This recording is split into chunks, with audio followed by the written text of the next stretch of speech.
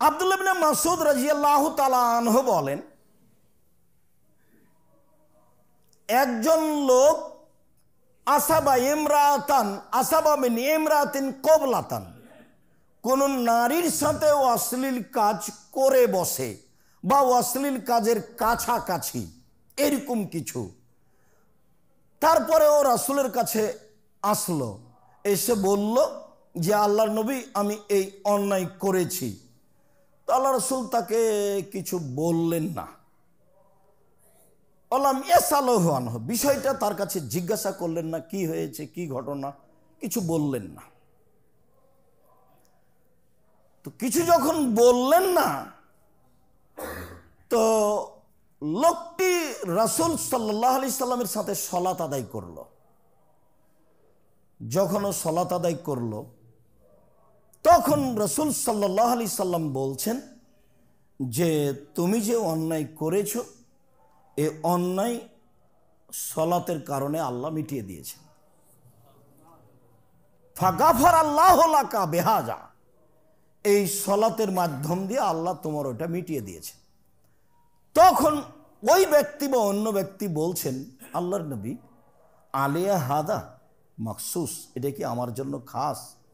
তখন আল্লাহ রাসূল বলছেন, না না, লে জামিয়ে উম্মতি কুল্লিহিম, আমার সব উম্মত, সবাই, কেউ যদি চূড়ান্ত কাবিরা গুনাহে না যায়, তাহলে তার সালাতের মাধ্যমে সব মাপ।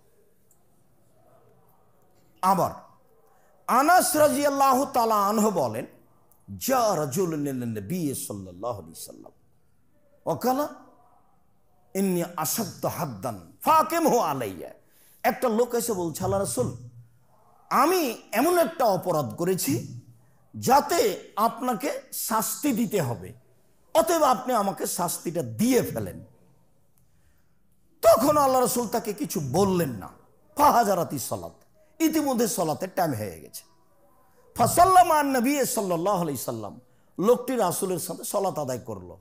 সালাত আদায় সালাম ফিরতেই ফালাম্মা কাজা রাসূলুল্লাহ সাল্লাল্লাহু আলাইহি ওয়াসাল্লাম সালাতা, আল্লাহ রাসূল যেমনই সালাত শেষ করেছেন, ফাঁকা মারা জুল, লোকটি দাঁড়িয়ে গেছে সবার সামনে। দাঁড়িয়ে গিয়ে বলছে যে ফাকিম আলাইয়াল হাদ, হে আল্লাহর নবী, আপনি আমার প্রতি শাস্তি বাস্তবায়ন করুন। ফি কিতাব আল্লাহ, আল্লাহর বিধান আপনি আমার উপরে বাস্তবায়ন করুন। তখন আল্লাহ রাসূল তাকে বলছেন, আলাইসা কাদ সাল্লাইতা মা'ানা, কেন তুমি আমাদের সাথে সালাত আদায় করনি? হ্যাঁ আপনার সাথে, না হ্যাঁ আপনার সাথে আমি সালাত আদায় করলাম। তখন রাসূল সাল্লাল্লাহু আলাইহি ওয়াসাল্লাম বলছেন, কাদ গাফারাল্লাহু লাকা হাদ্দাকা, তুমি যেটা ভাবছো যে আমাকে শাস্তি দিতে হবে, আমি শাস্তির উপযুক্ত হয়েছি, সালাতের কারণে আল্লাহ সেটা মিটিয়ে দিয়েছে। হাদিস কিন্তু বুখারী মুসলিম। এখানে আরেকটা কথা উল্লেখ্য যে মানুষ পাপ করছে, করবেই, স্বাভাবিক। মানুষই মানুষ যখন ফিরে আসবে কাউকে না বলে, তা আল্লাহ তার পাপ গোপন রেখে দিবেন, কিয়ামতের মাঠেও গোপন রাখবেন। তো